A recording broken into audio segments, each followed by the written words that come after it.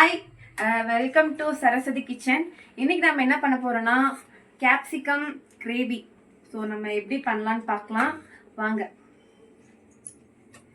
இப்போ என்ன பண்ண போறோம்னா ஃபர்ஸ்ட் நம்ம ஒரு ஆயில் எடுத்துக்கிறோம்.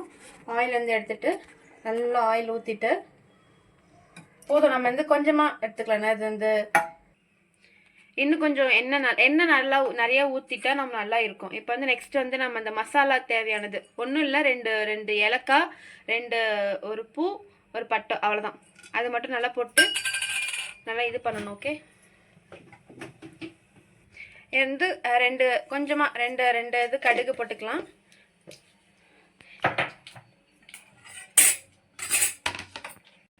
இப்போ நல்லா கடுகு பொரிஞ்சிச்சு, எண்ணெய் காஞ்சி. இப்போ வந்து வெங்காயம் போட போகிறோம். நல்லா வெங்காயம் வந்து அந்த க்யூபாக கட் பண்ணிடணும். ஓகே, நல்லா கட் பண்ணிவிட்டு நல்லா வந்து ப்ரௌனாக வர மாதிரி நல்லா இது பண்ணிக்கணும். இப்போ நல்லா எண்ணெய் இது பண்ணதுக்கப்புறம் கொஞ்சமாக இஞ்சி பூண்டு பேஸ்ட்டு ஒரு அரை ஸ்பூன். ஏன்னா இஞ்சி பூண்டு பேஸ்ட்டு போட்டால் இன்னும் கொஞ்சம் டேஸ்ட்டுக்கு நல்லாயிருக்கும். ஸோ நல்லா மிக்ஸ் பண்ணிவிட்டு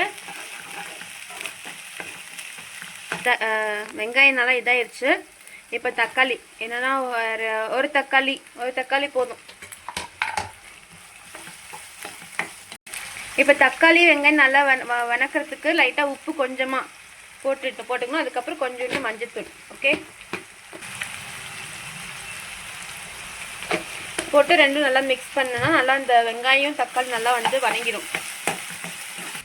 இப்போ பாருங்கள் வெங்காயம் இருக்குது.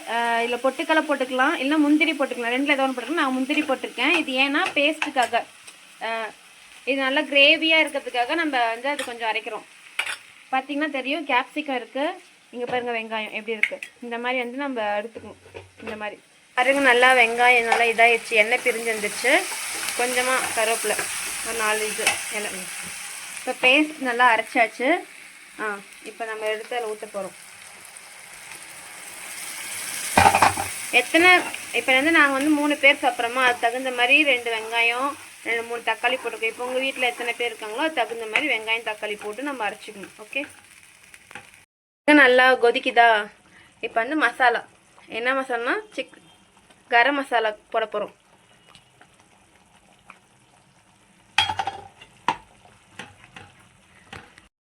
காரத்துக்கு வந்து லைட்டாக மிளகாத்தூள் ஒரு 1/2 ஸ்பூன். ஓகே, நல்லா வந்து வதக்கிட்டோமா. இப்போ நெக்ஸ்ட் என்ன பண்ண போகிறோன்னா கேப்சிகம் போட போகிறோம். ஓகே, கேப்சிகம் போட்டாச்சா. கேப்சிகம் நல்லா கழுவிட்டு நடுவில் இருக்கிற விதையெல்லாம் எடுத்துருங்க. இந்த மாதிரி க்யூப் மாதிரி நம்ம கட் பண்ணிக்கணும் கேப்சிகம்.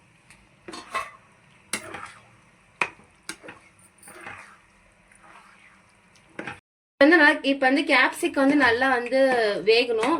இப்போ கொஞ்ச நேரம் நல்லா சிம்மில் வச்சு நம்ம வந்து க்ளோஸ் பண்ணி வச்சிடலாம்.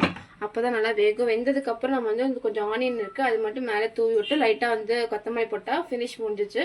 நெக்ஸ்ட்டு நம்ம வந்து முடிஞ்சதுக்கப்புறம் லாஸ்ட்டாக ஃபைனல் டச் வந்து பார்க்கலாம். ஓகே, நீங்கள் வந்து பாருங்கள் நல்லா கிரேவி வந்து நல்லா கொதிச்சிட்டு இருக்கு. கேப்சிகம் வந்து நல்லா வேகணும். வெந்ததுக்கப்புறம் வந்து நம்ம பார்க்கலாம். நெக்ஸ்ட்டு நல்லா கேப்சிகம் கொதிச்சு முடிஞ்சதுக்கப்புறம் லைட்டாக வெங்காயம் போட்டு கொத்தமல்லி போட்டால் முடிஞ்சிச்சு.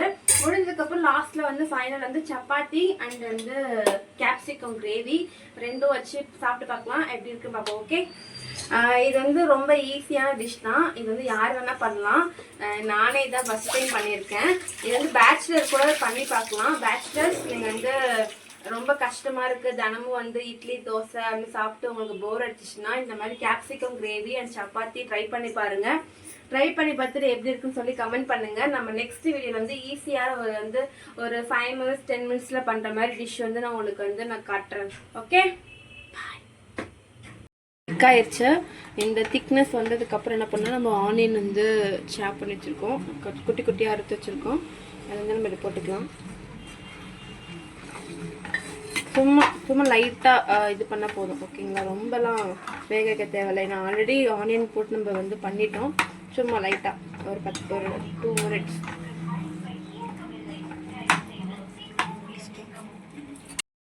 நெக்ஸ்ட் வந்து நல்லா கை நிறைய கொத்தமல்லி, ஏன்னா கொத்தமல்லி போட்டால் இன்னும் கொஞ்சம் டேஸ்ட்டு நல்லாயிருக்கும். ஃபைனல் வந்துச்சு. நம்ம இன்னும் சப்பாத்தி மட்டும் ரெடி, சப்பாத்திலாம் மாவு பிசைஞ்சு வச்சு நம்ம இப்போ தேய்ச்சி போட்டால் முடிஞ்சிச்சு. அவ்வளோதான், கேப்சிகம் ரெடி ஆயிடுச்சு. நம்ம வந்து என்னன்னா கேப்சிகம் நிறைய டிஃப்ரெண்டான இருக்குது. அது வந்து எப்படி சொல்கிறது எனக்கு தெரியல. பட் எனக்கு தெரிஞ்சது ஒரு மாடல் இது ஒன்று தான். ஸோ வந்து நான் இதை ட்ரை பண்ணியிருக்கேன். வேறு ஏதோ உங்களுக்கு வேணும் அப்படின்னா கமெண்ட் போடுங்க. நான் அந்த கமெண்ட் பார்த்துட்டு நான் உங்களுக்கு அந்த தகுந்த மாதிரி உங்களுக்கு நான் வந்து எடுத்து சமைச்சு போட்டு வீடியோ அப்லோட் பண்ணுறேன். தேங்க்யூ ஃபார் வாட்சிங் த வீடியோ. மறக்காமல் வந்து லைக் அண்ட் சப்ஸ்கிரைப் கொடுங்க. இன்னும் நாங்கள் இப்போ தான் ஃபஸ்ட் டைம் சேனல் வந்து ஓப்பன் பண்ணியிருக்கோம். ஸோ உங்களுடைய ஆதரவும் சப்போர்ட்டும் எங்களுக்கு தேவை. மறக்காம சரஸ்வதி கிச்சன் வந்து லைக் அண்ட் சப்ஸ்கிரைப் பண்ணுங்க. ஓகே, பாய். நெக்ஸ்ட் வீடியோ பார்க்கலாம்.